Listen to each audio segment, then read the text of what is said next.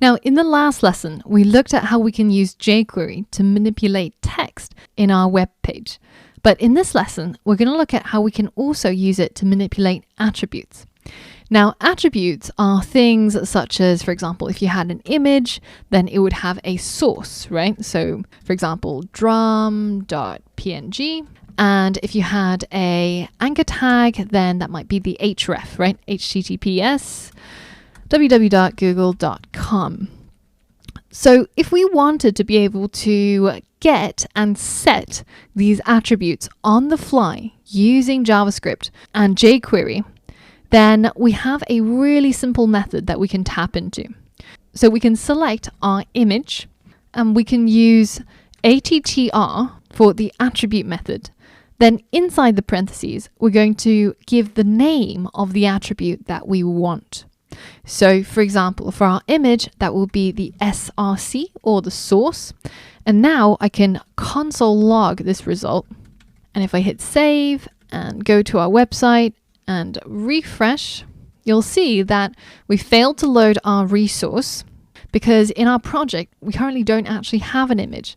But if we wanted to diagnose this, then we could have simply used .attribute to get our source printed out, and we can see that it's a file called drum.png, which we clearly do not have in the current project folder.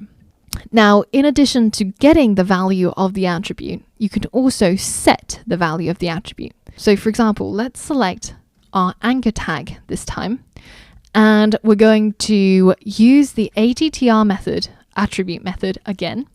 And this time we're going to get the value of the href attribute, but we're also going to set it. So that's the second input of this method. If there is a second input, then we're going to set it to that. And if there isn't one, then we're going to get the value of the attribute.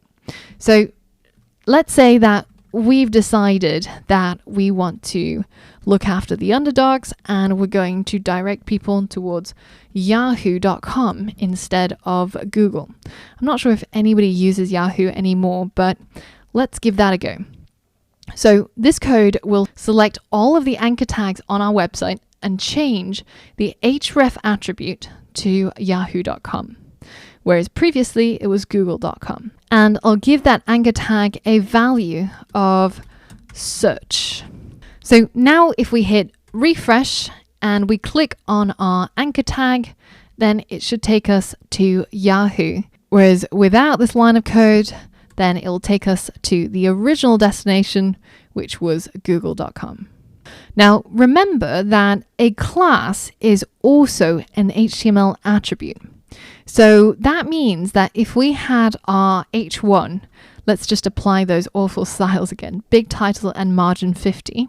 So class equals big dash title and margin dash 50.